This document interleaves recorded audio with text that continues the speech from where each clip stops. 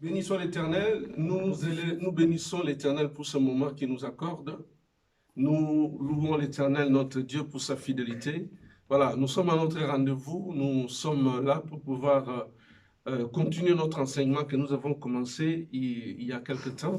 Le mardi dernier, nous avons commencé à parler de comment servir Dieu. Et nous avons dit, bien-aimés dans le Seigneur, nous ne pouvons pas servir Dieu comme il fallait si nous n'avions pas sa connaissance. Pour bien servir Dieu, il fallait et il faut encore avoir la connaissance de Dieu. Alléluia. Amen. Nous avons dit, avant de parler, de présenter comment servir Dieu, nous avons intérêt à poser certains jalons, certains fondements, certains préalables. Dans ce fondement, dans ce préalable, nous avons dit comment peut-on servir celui qu'on ne connaît pas. Souvenons-nous, Jésus-Christ a dit à la femme samaritaine, nous adorons celui que nous connaissons. Mais vous adorez celui que vous ne connaissez pas. Il est merveilleux d'entendre le Christ dire qu'ils adorent celui qu'ils connaissent. Alléluia. Amen.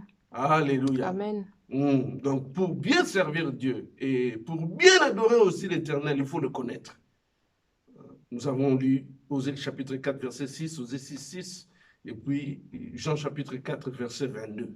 Amen, amen, amen.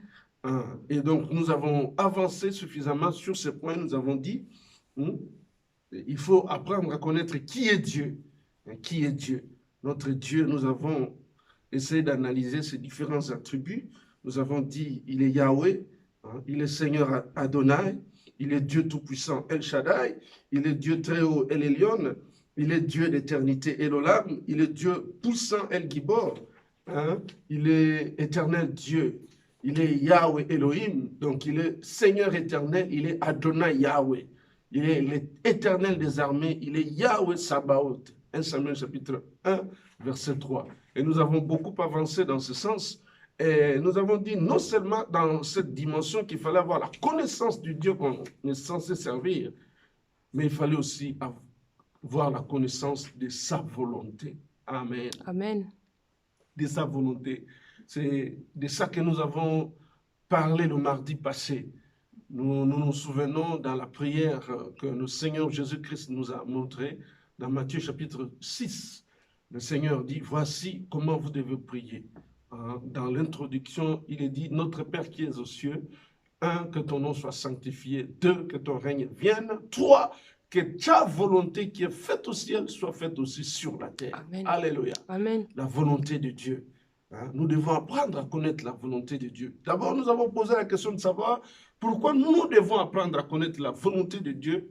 La raison principale, bien aimé dans le Seigneur, de connaître la volonté de Dieu, c'est parce que l'Éternel Dieu est souverain. Amen. Alléluia. Amen. Il est souverain. Il existe par lui-même. Il n'a ni commencement ni fin. La Bible dit ce qu'il veut, c'est ce qu'il fait. Amen. Dans le ciel, ce qu'il veut, c'est ce qu'il fait. Sur la terre, ce qu'il veut, c'est ce qu'il fait. Amen. Dans les eaux profondes, ce qu'il veut, c'est ce qu'il fait. Amen. Dieu est souverain. Au-dessus de Amen. notre Dieu, il n'y a pas un autre souverain. Amen. C'est pourquoi, s'il impose quelque chose, notre responsabilité à nous, en tant que, ses créatures, 2, en tant que ses enfants dans l'alliance, nous avons intérêt à obtempérer, à obéir. Amen. Et j'ai béni le Seigneur dans la parole du Seigneur, dans le psaume, il dit une chose et la chose arrive. Et il parle, il donne l'ordre. C'est son armée, les anges de Dieu exécutent sa volonté. Amen. Souvenons-nous, il est le chef, le grand chef. Il est le Dieu tout-puissant. Amen. Ce qu'il dit, c'est ce qu'il accomplit. Amen. Donc, la connaissance de la volonté de Dieu, elle est d'une importance très, très, très capitale. Alors, dans cette dimension, nous avons souligné, nous avons parlé de sortes de volontés. Nous avons analysé la parole de Dieu, nous avons parlé de la volonté parfaite de Dieu et de la volonté permissive de Dieu. En parlant de la volonté parfaite de Dieu et en parlant de la volonté permissive de Dieu, nous sommes entrés dans les sortes de serviteurs de Dieu, à l'image de la volonté de Dieu. Au sujet de sortes de volonté de Dieu, la volonté permissive, c'est ce que Dieu permet. La volonté parfaite, c'est en fonction de ce qu'il a prédestiné, de ce qu'il a arrêté, de ce qu'il veut que cela soit ainsi. Des fois, dans nos prières, nous prions, nous insistons. Bon, des fois, Dieu permet. Est-ce que c'est dans sa volonté parfaite? Point d'interrogation. Au sujet de la volonté permissive, nous avons parlé d'un roi dans le livre d'Ésaïe, chapitre 37, de Sanchérib, des insultes qu'il était en train de proférer à l'armée de Dieu, à Ézéchias, le roi. Il est allé plus loin en disant que Ézéchias, roi de Juda, ne vous trompe pas, qu'il ne vous dise pas de vous confier à votre Dieu, parce que votre Dieu ne va pas vous délivrer de ma main. Bien aimé, il a lancé des insultes terribles à l'endroit d'Israël. Il est allé même dire au travers de son serviteur que ceux qui étaient sur le mur, les Juifs qui étaient sur le mur, étaient appelés à manger leurs excréments, étaient appelés à boire leurs urines. Ça, c'était la malédiction pure et simple. Quelles insultes, bien-aimés, quelles insultes. Ils ont tellement méprisé l'Éternel Dieu d'Israël. Oh, bien-aimés, quand on méprise Dieu, on a subi les conséquences. Nous avons vu dans les Écritures au sujet de Phiné et Ophni, lorsqu'ils ont seulement méprisé l'offrande de Dieu, comment ils sont morts tous deux le même jour. Alléluia. Sanchérib, avec Rabshakeh son envoyé, se sont mis à insulter l'Éternel. Et Sanchérib s'est bombé la poitrine en disant qu'Ézéchias, votre roi, ne vous pousse pas à vous confier à votre Dieu, sachant que moi, Sanchérib, j'ai détruit toutes les armées que je rencontrais. Et l'Éternel, quand il lui a parlé au travers de son serviteur Esaïe, Dieu lui a dit, ne sais-tu pas que toutes ces choses, c'est moi qui les ai planifiées.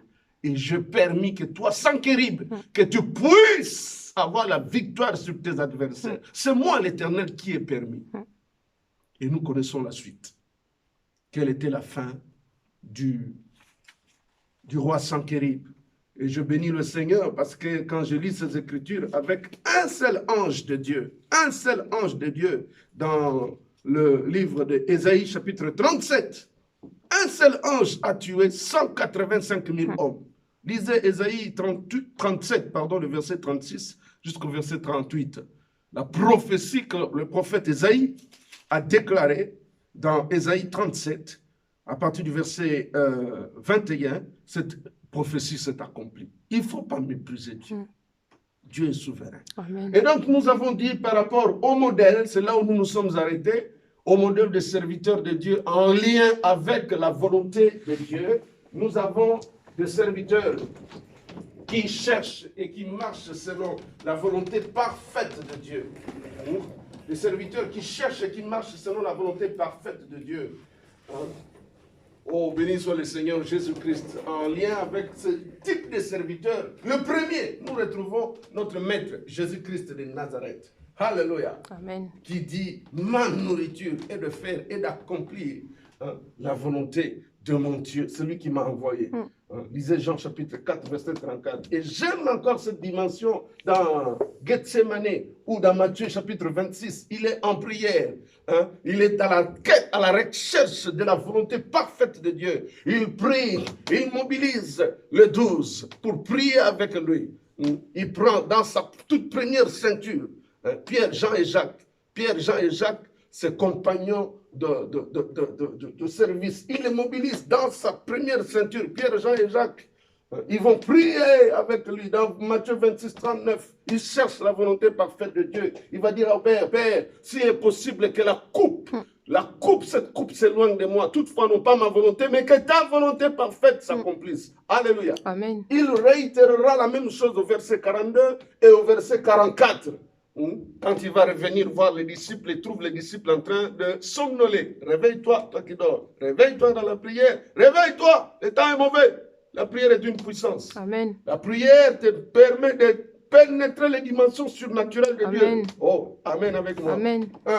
Louange à Jésus. Nous avons pris un deuxième exemple de serviteurs qui marchent et cherchent la volonté parfaite de Dieu. Dans Ésaïe 44, verset 28, j'aime bien ça. Dieu va susciter un roi païen. Nous avons parlé du roi Cyrus, du roi Perse, qui arrive au pouvoir et dont Dieu dit qu'il accomplira et exécutera toute ma volonté.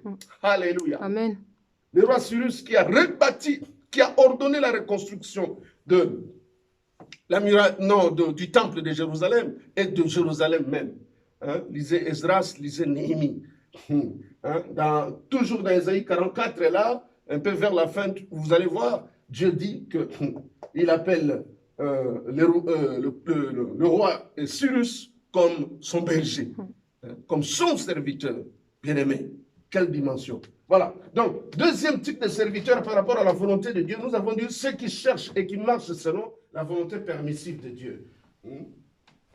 Ils marchent et cherchent la volonté permissive de Dieu. Ésaïe 37, verset 26. Et troisième, nous avons parlé de ceux qui prennent leur propre volonté pour la volonté de Dieu. Ceux qui prennent leur volonté pour la volonté de Dieu. Ils oublient Ésaïe 55, verset 8 à 9. Sachant qu'il est dit là, vos voix ne sont pas mes voix. Vos pensées ne sont pas mes pensées. Nous avons pris comme exemple deux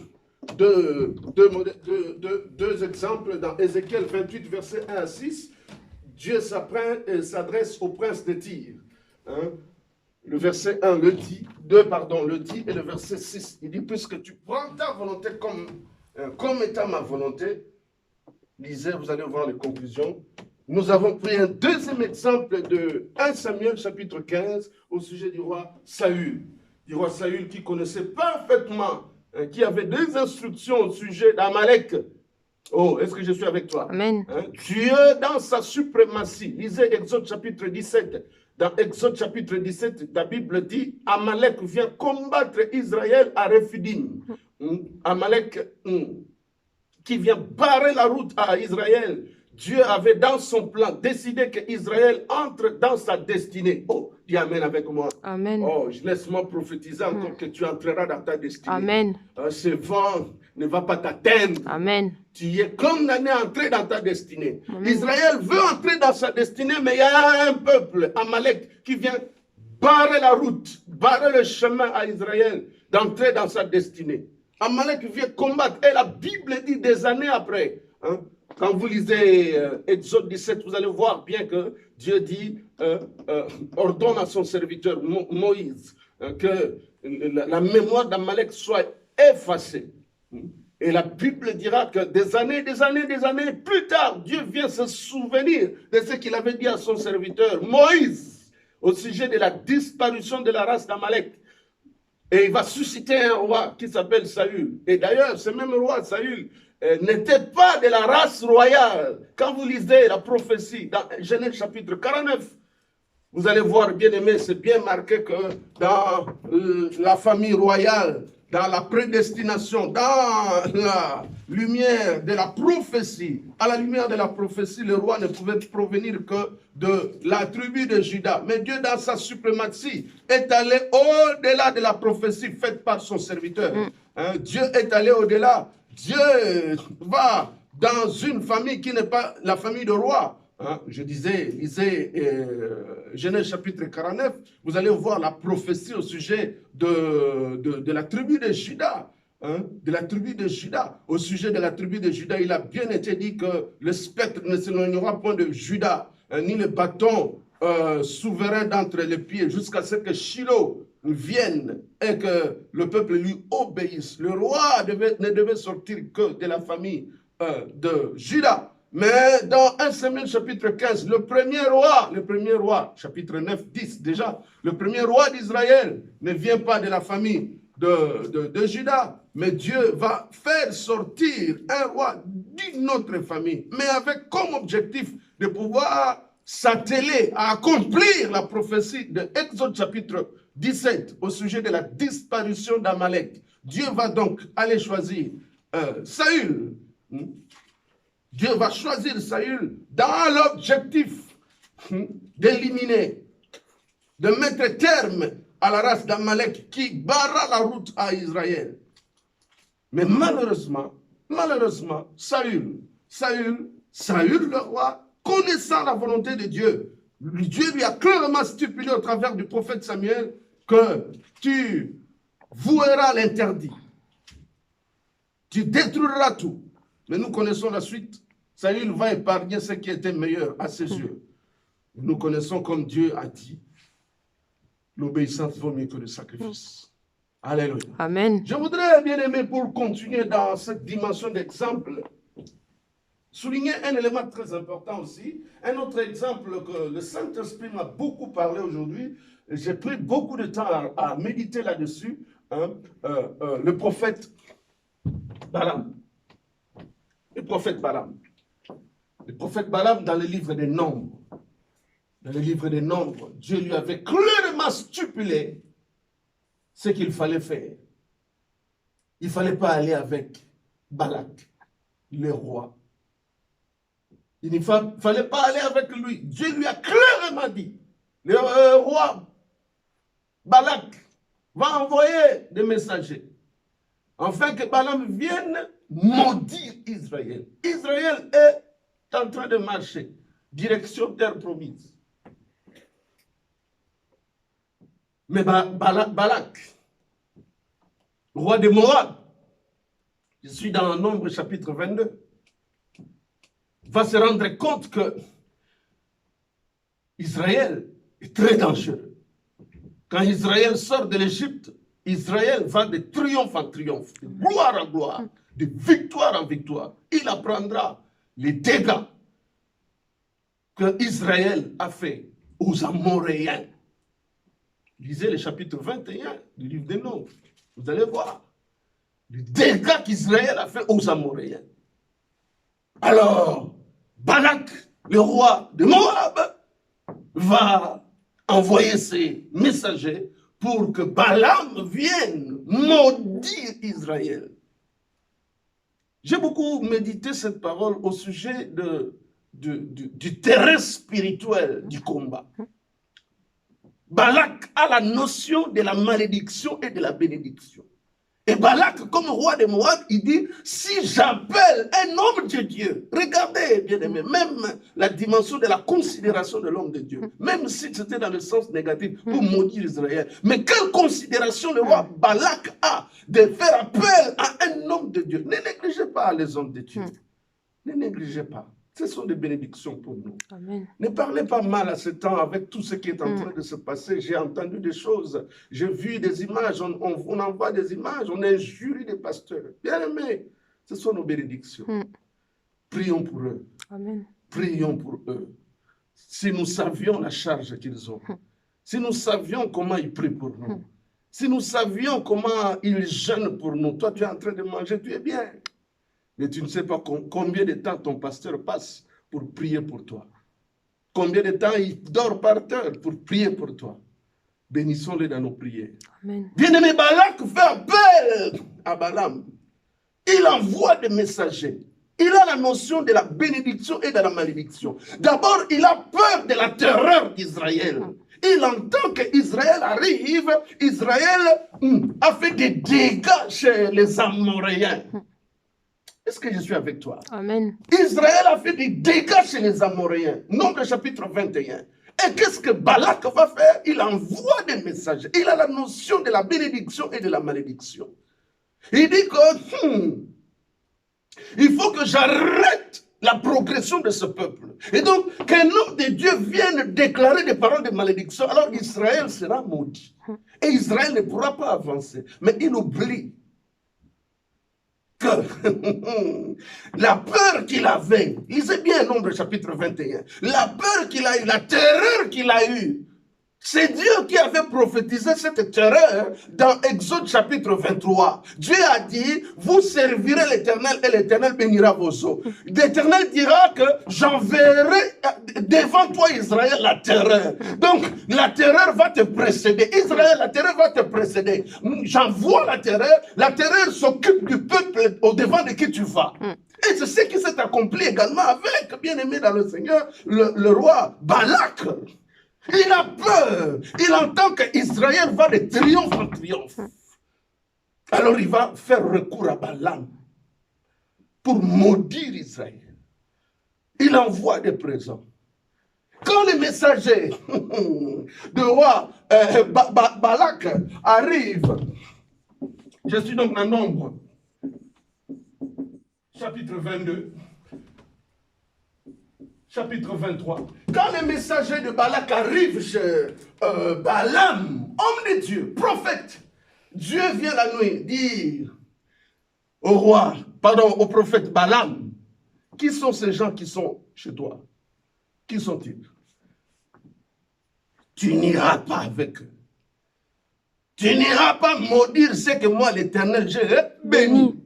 Ah, aucune malédiction n'aura d'effet sur toi. Amen. Tu es une race élue de Dieu. Amen. Tu es un mis à part. Amen. Aucun vent contraire n'aura d'impact sur ta vie. Amen. Parce que tu as une destinée. Amen. Non seulement que tu as une destinée, tu es aussi prédestiné. Amen. Tu es prédestiné à entrer dans ton canon spirituel. Amen. Et dans ton canon spirituel, quand tu entreras, tu suceras le miel. Amen. Tu boiras le lait. Amen. Et tu te réjouiras du travail de ton Amen. maître qui a tout accompli Amen. hier à la Pâque de l'Éternel. Amen.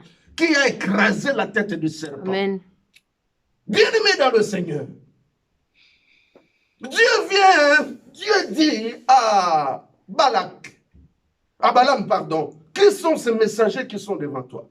Parce que Balaam leur avait dit, restez là la nuit, je vous dirai, passez la nuit ici, je vous dirai demain ce que Dieu me dira.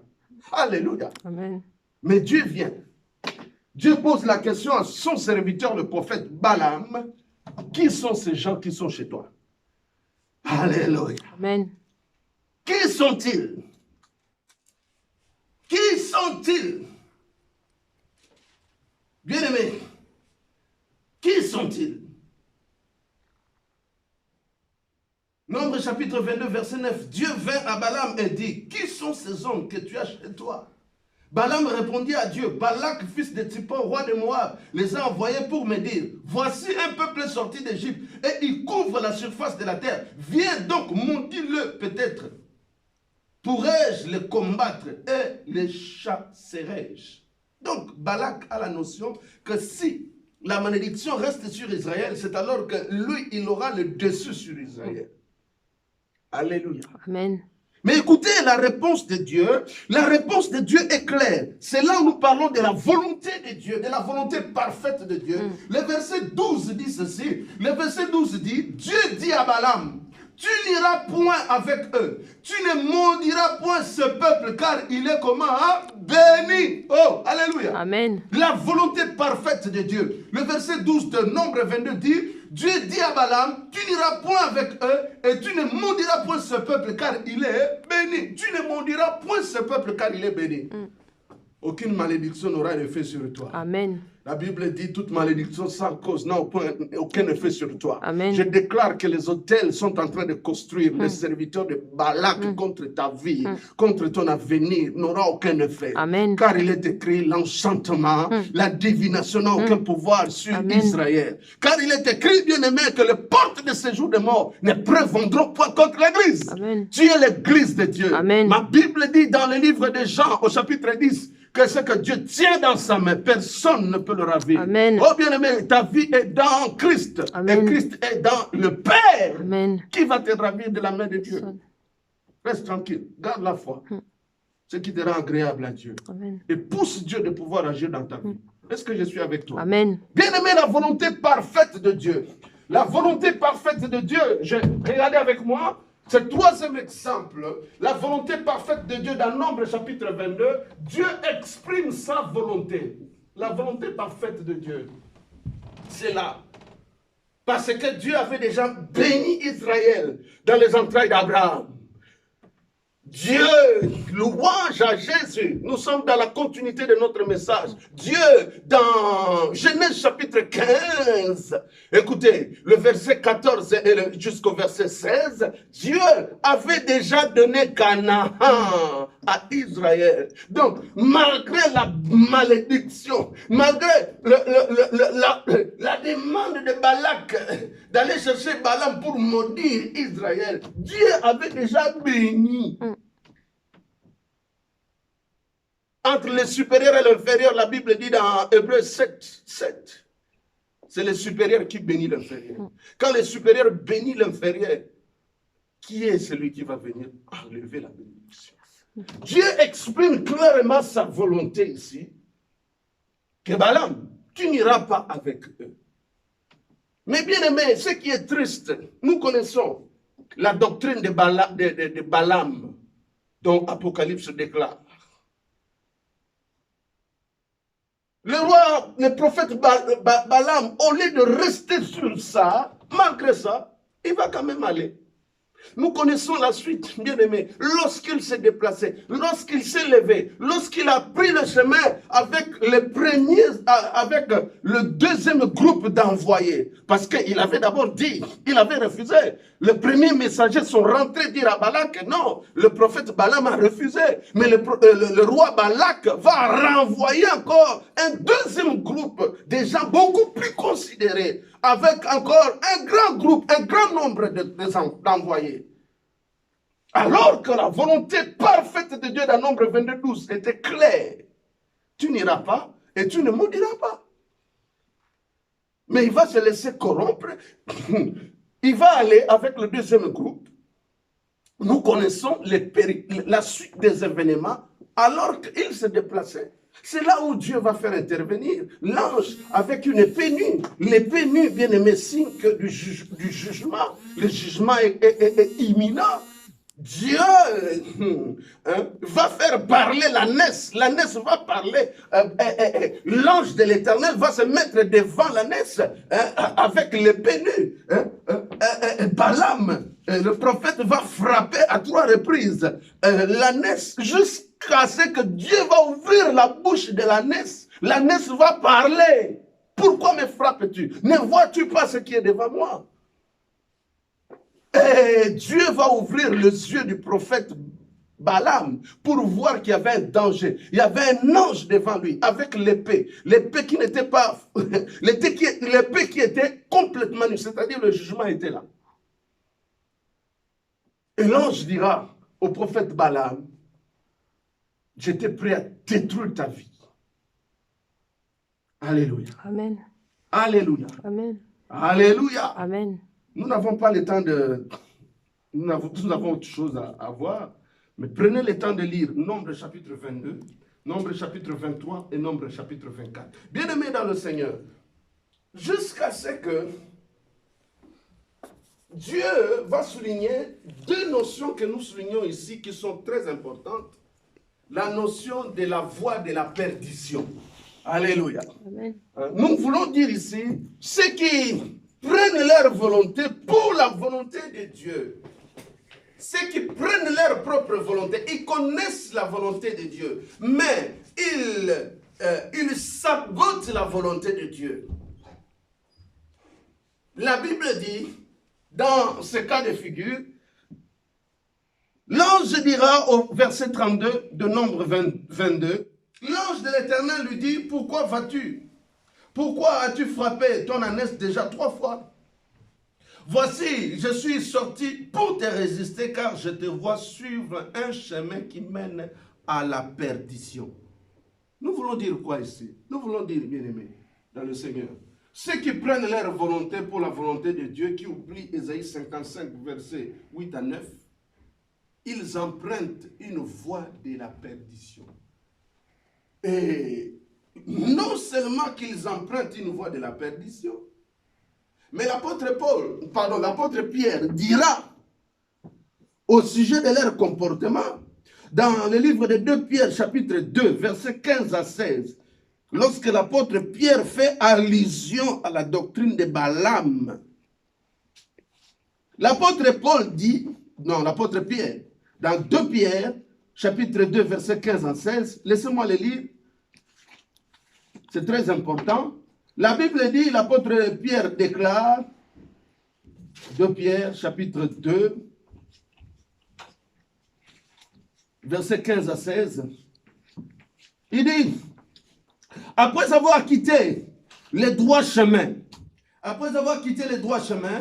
ils se sont égarés en suivant la voie de Balaam, fils de Béor, qui aimant les salaires de l'iniquité, mais qui fut repris pour sa transgression, Une ânesse muette faisant entendre une voix d'homme arrêta la démence du prophète. Alléluia. Amen. Arrêta la démence du prophète. L'ange de l'Éternel appelle la voix que le prophète Balaam suit la voix de la perdition.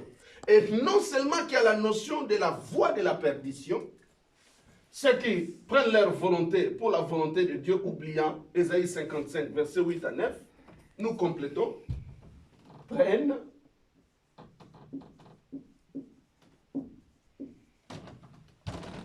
ils prennent, comme l'apôtre Pierre dit, comme l'ange, pardon, dit,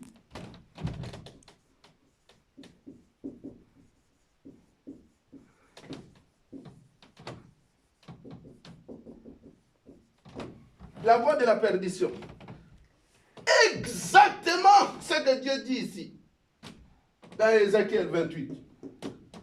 Tu connais clairement la volonté de Dieu qui est exprimée. Mais peut-être pour faire plaisir, pour faire plaisir aux gens, tu sacrifies la voix de Dieu. Et l'apôtre Pierre ajoute encore une nouvelle notion qui est intéressante pour nous.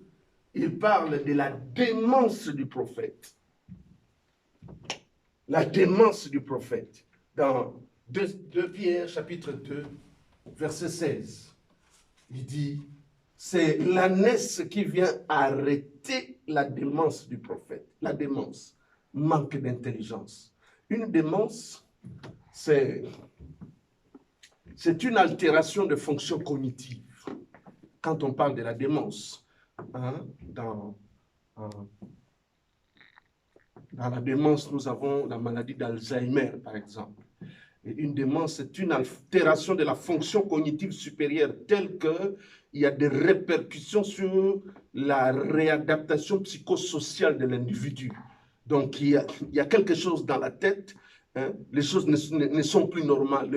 Les facultés cognitives, la connaissance, elle est perturbée.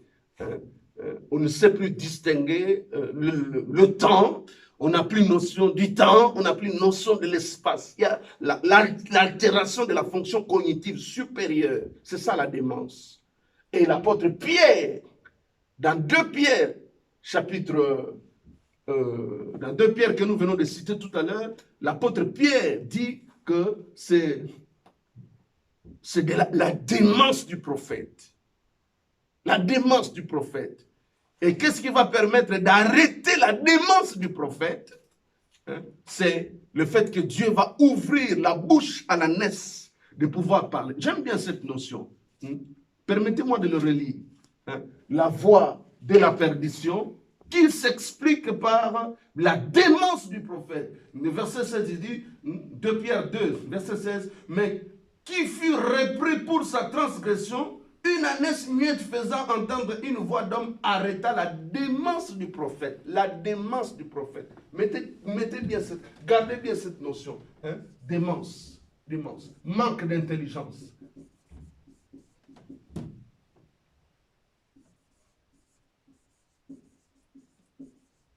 La démence du prophète. Elle est importante, cette notion. Bien-aimés, dans ce temps de la fin, combien sont en train d'être conduits par des prophètes démons, oubliant que la prophétie, par excellence, c'est la parole de Dieu. Amen. Combien, bien-aimés, dans ce temps de la fin, sont en train d'être conduits par des prophètes démons? Si l'apôtre Pierre qualifie le comportement de Balaam de la démence, de l'altération de la fonction cognitive supérieure, tel que le prophète Balaam oublie que Israël est béni de Dieu. Comment tu vas maudire ce que tu as béni? Bien aimé, c'est pourquoi dans ce temps de la fin, je disais, il faut avoir de l'intelligence éclairée par le Saint-Esprit. Prions le discernement des esprits. Prions, bien aimé, que Dieu vienne déchirer le voile qui nous empêche de voir clairement. Vous savez, j'aime la parole de Dieu dans Daniel chapitre 9, lorsque Daniel s'est mis en jeûne et prière, du verset 1 au verset 19, la Bible parle de la prière de repentance de Daniel. À la fin de la prière de repentance de Daniel, Dieu va envoyer Gabriel qui dira à Daniel, il dit, ta prière a été entendue, je suis venu, Daniel. Toi qui es un bien-aimé de Dieu, je suis venu pour ouvrir ton intelligence dans ce temps de la fin. Église de Dieu, nous ne voulons pas être conduits par des prophètes démons, des ministres démons, mais nous voulons avoir le voile déchiré, afin de comprendre la prophétie. Amen. Dieu ne fait rien sans avoir averti, parlé à ses serviteurs, le prophète. Et la véritable prophétie, c'est les oracles de l'Éternel, ce qui est écrit. Amen. Prenez le temps de lire la Bible. Prenez le temps de prier et que le Saint-Esprit nous aide à sonder les Écritures, à les comprendre. Prie que Dieu te montre qui est le prophète qui est devant toi. Est-il démon ou a-t-il encore l'intelligence éclairée comme Daniel? Amen. Amen.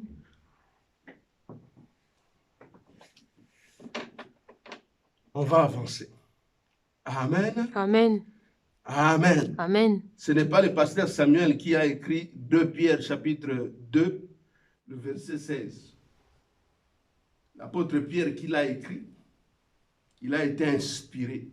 Et cette parole, elle est aussi d'actualité. Amen. Amen. Amen. Gloire soit rendue à Dieu. Ne me faites pas de procès. Nous voulons avoir une église puissante, une église forte, une église qui est bâtie sur la parole du Seigneur. Amen. Église, il ne faut pas négliger le travail que Jésus-Christ, notre Maître, a fait à la croix. Nous avons été rachetés par un grand prix. Amen. Nous avons été lavés, purifiés, blanchis par le sang de la grâce. Amen. Il ne faut pas négliger le travail accompli par ton Maître et qui a été frappé par Dieu, le Père lui-même. Dieu, le Père, l'a frappé, humilié. Il a porté une couronne d'épines pour toi. Il ne faut pas, bien-aimé, fouler au pied le travail qu'il a accompli. Comment foule-t-on le travail que Jésus-Christ a accompli à la croix? En croyant aux futilités. En croyant sans discernement aux prophètes démons. Église, revenons, comme disais-je avant-hier, revenons aux Écritures, aux choses fondamentales. Hébreux chapitre 6 dit, sans poser de nouveau le fondement de la doctrine de renoncement aux œuvres mortes. Bien aimé, il y a des choses fondamentales qui constituent le socle de notre foi sur lesquelles nous devons nous asseoir, sur lesquelles nous devons poser notre foi, bien aimé dans le Seigneur. Si tu es conduit par un prophète démon, tu croiras aux futilités. Tu négligeras la sanctification. Tu négligeras la doctrine de la recherche de la paix avec tous, sans lesquels personne ne verra Dieu, car il est écrit, recherchons la paix et la sanctification, sans lesquels personne ne verra Dieu. Amen. La démence du prophète, arrêtée par Dieu qui fait parler la naisse. Alléluia. Amen. Alléluia. Amen. Dieu va utiliser comme instrument la naisse qui va parler pour stopper la démence du prophète. Avançons. Alors, ceci nous conduit à introduire cette partie de comment servir Dieu. Donc, nous sommes vraiment au point C. Nous sommes au point C. Comment servir l'Éternel? En tout cas, ça sera une introduction, vu le temps. On va introduire, parce qu'il était important pour nous d'évoquer la notion de la démence du prophète de la voie de la perdition que ceux qui prennent leur volonté comme volonté de Dieu, leur voie, et nous connaissons leur fin. Alléluia. Amen. Alléluia. Amen. Donc ceci nous conduit à introduire notre partie C au sujet de comment servir Dieu. Comment servir Dieu. Nous avons posé le préalable, nous avons parlé de la connaissance de Dieu, la connaissance de la volonté de Dieu, et donc ce qui nous conduit à parler de comment servir Dieu. Donc ce 3C, comment servir Dieu. 3C. 3C, comment servir Dieu. Comment? C'est la manière. Donc nous avons posé les fondements, nous avons suffisamment avancé. Et notre texte de référence d'abord sera dans le livre de 1 Chronique chapitre 28.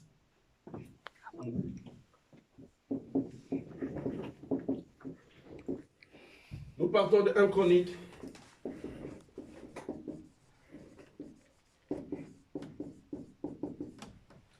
Chapitre 28.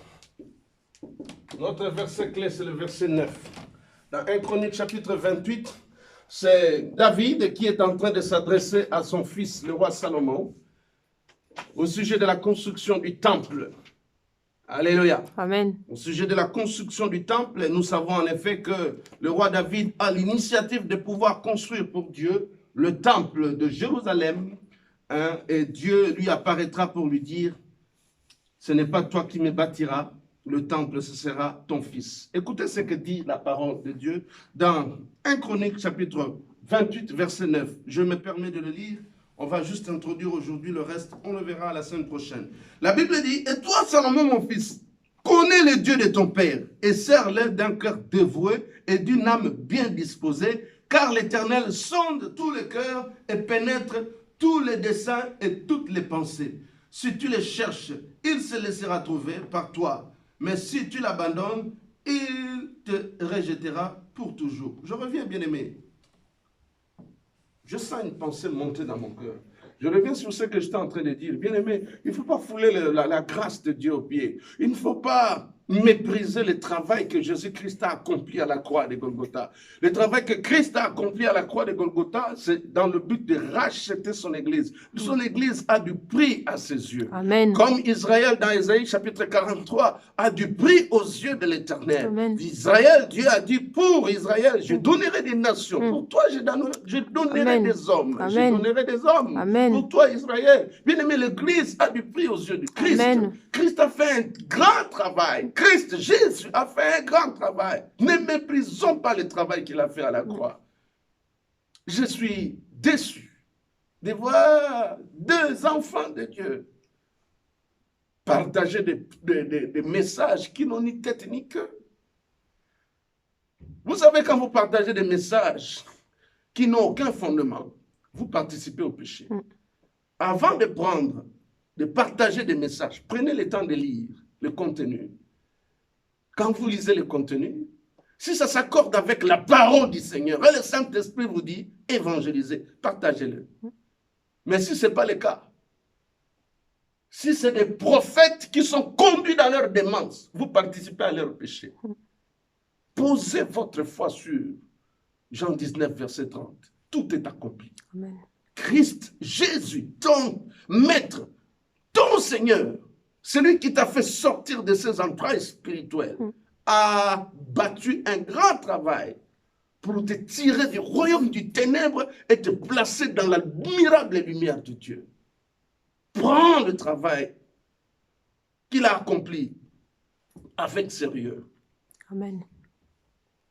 Ce serait regrettable de toi qui as commencé avec l'esprit, toi qui as battu le fondement de ta foi sur ce travail-là de la croix, que demain, tu sois hors du chemin, que tu prennes le chemin de la perdition, comme Balaam. Alléluia. Amen. Alléluia. Amen. Alléluia. Amen. Dans 1 Chronique, chapitre 28, verset 9, sur le comment servir Dieu, David est en train de s'adresser à son fils Salomon. Il dira à son fils Salomon, et toi Salomon, puisque c'est toi que Dieu a destiné, prédestiné pour pouvoir lui bâtir le temple, connais le Dieu de ton père. Donc le premier préalable que nous avons posé au sujet de la connaissance de Dieu, Jean chapitre 4, c'est que Christ dit, vous adorez ce que vous ne connaissez pas, mais nous adorons celui que nous connaissons. Le premier préalable là est posé, la connaissance de Dieu.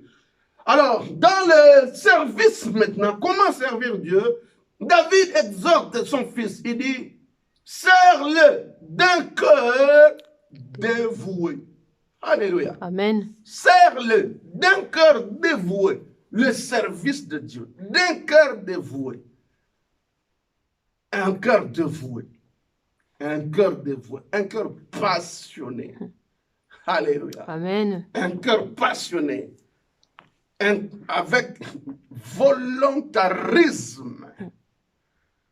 Je reviens un peu sur les termes du volontarisme. Je vois dans la prophétie que le Père, Dieu d'Israël, avait déclaré dans Genèse chapitre 15, au sujet du comble de l'iniquité des Amoréens. Ça, c'est le verset 16. Mais je vois au chapitre, le même chapitre 15, au verset 14, la Bible dit ceci. La Bible dit que Dieu dit, moi l'Éternel, je jugerai la nation où mon peuple ira en captivité. Et lorsque je ferai sortir mon peuple, au verset 14 de Genèse 15, Dieu dit ceci, mon peuple sortira de cette nation avec une grande richesse.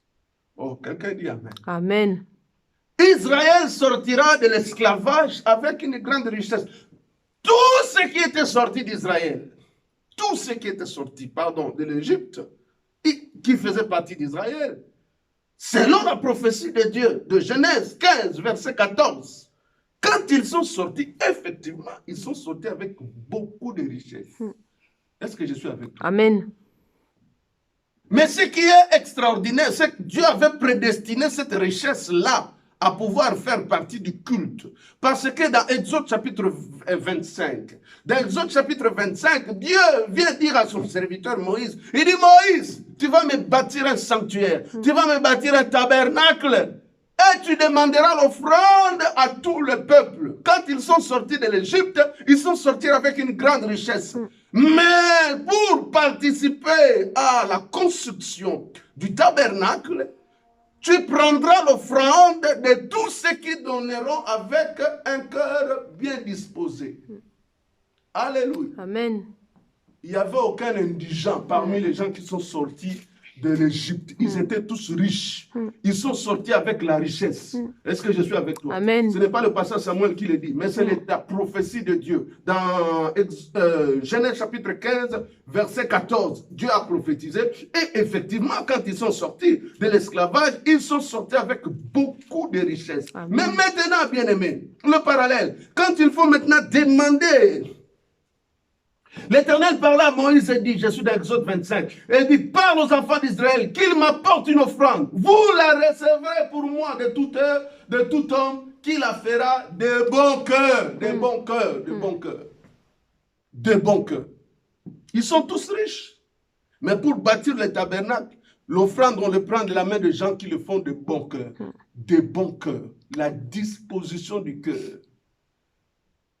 Je me rends compte ici, quoi qu'ils étaient tous riches quand ils sont sortis de l'esclavage, mais il y avait des gens qui n'avaient pas un bon cœur. Ils avaient la richesse que Dieu a mis dans leurs mains pour pouvoir participer à la construction du tabernacle, mais ils avaient un mauvais cœur. David vient exhorter son fils ici. Salomon, connais d'abord les dieux de ton père et sers-les d'un bon cœur. D'un cœur comment? Dévoué. Comment un esclave peut sortir de l'esclavage avec une richesse?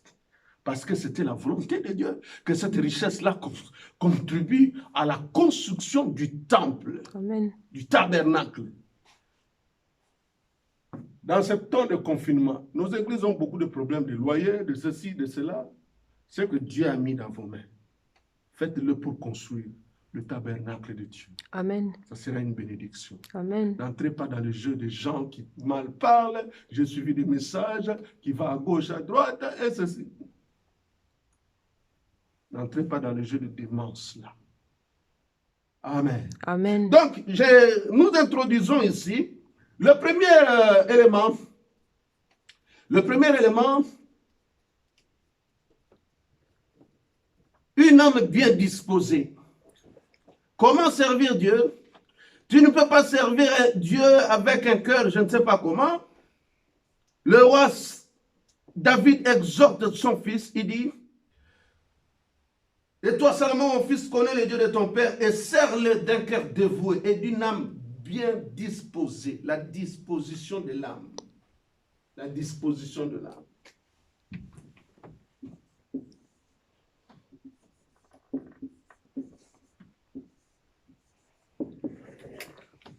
D'une âme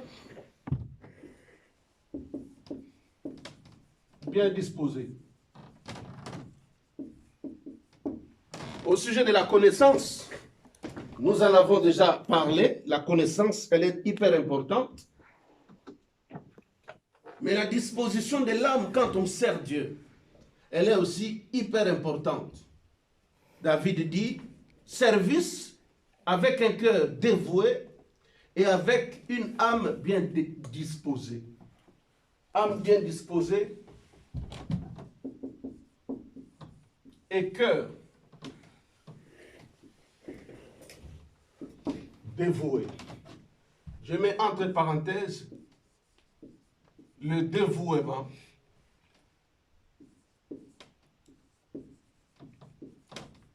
Le dévouement du cœur. Amen, amen, amen. Amen. Le dévouement du cœur. Parce que c'est très important. Je note également ici le psaume 24, verset 3 à 5, où tu commences du verset 1 jusqu'au verset 5. Qu'est-ce que la Bible dit dans le psaume 24 ici? C'est dans ce fameux psaume où on nous parle de porte élevée volento, porte éternelle élevée volento à partir du verset 7. Mais du verset 1 au verset 5, il dit ceci. Psaume de David, à l'Éternel la terre et tout ce qu'elle renferme, le monde et ce qu'il habite. Le verset 2 dit, car l'Éternel l'a fondé sur le mer et affermi sur le fleuve. Qui pourra monter à la montagne de l'Éternel? Verset 3, qui s'élèvera jusqu'à son lieu saint? Celui qui a les mains innocentes et le cœur pur. Alléluia. Amen. Dévouement du cœur. Pureté du cœur. Pureté du cœur.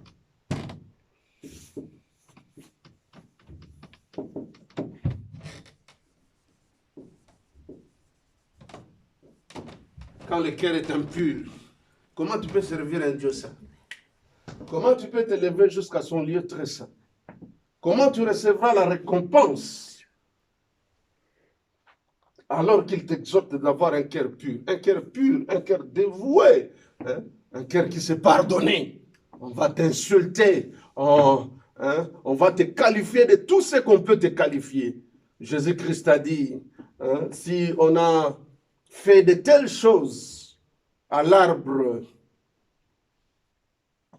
comme moi, si on a fait de telles choses à l'arbre vert, qu'en sera-t-il de vous, des arbres secs? Tu veux servir Dieu, on va se moquer de toi, on va te qualifier de tout. Le cœur pur, le cœur dévoué, c'est un cœur qui pardonne. C'est un cœur qui avance. C'est un cœur qui souffre. C'est un cœur qui aime. C'est un cœur qui jette dans l'océan de l'oubli le mal qu'on t'a fait. Parce que tu ne peux pas servir Dieu avec la rancune. Comment le Saint-Esprit va te parler alors que tu bloques les gens dans ton cœur. Comment le Saint-Esprit va te parler, bien-aimé dans le Seigneur, alors que l'histoire là date de 1900. Excusez-moi le terme, c'est une façon de dire que cette histoire, ce conflit-là monte de Mathusalem. C'est un vieux conflit, il faut l'oublier, il faut se projeter vers l'avenir. Il faut pardonner, le cœur pur, le cœur dévoué. Ainsi, quand tu serviras l'Éternel, dans le service même, tu seras comme l'aigle. Alléluia. Amen. Tu n'auras pas le poids du manque du pardon. Amen, amen, Amen. amen. Nous allons nous arrêter là, vu le temps. Que mon Dieu vous bénisse et que la grâce de Dieu soit sur vous. Donc, Amen. Nous avons juste introduit comment servir l'Éternel. Nous avons au moins 8 points que nous allons évoquer ici. Mardi prochain, par la grâce de Dieu, nous allons continuer sur le point suivant. Ma prière est que vous ne suiviez pas la démence des prophètes qui veulent vous conduire à maudire ce que Dieu a béni. Amen. La Bible dit, bénissez, mais ne maudissez pas. Amen. Amen, amen, amen. Amen. Ne vous laissez pas entraîner par la folie ou la démence du prophète Balaam. Mais restez sous l'onction du Saint-Esprit. Amen. Qui va te montrer que ce que moi, Dieu, je bénis, tu ne peux pas le maudire. Amen. Alléluia. Amen. Alléluia. Amen. Éternel Dieu d'Israël, je te bénis parce que tu es supérieur. Tu as béni mon frère, tu as béni ma soeur. Éternel, je te loue parce qu'à la croix de Golgotha, le Seigneur Jésus-Christ se fait malédiction pour que nous devenions une bénédiction. Amen. Je t'élève, Adonai, car il est écrit, maudit soit quiconque est pendu au bois. Jésus-Christ, mon maître, tu t'es fait malédiction à la croix de Golgotha. Amen. Et il y a eu un transfert.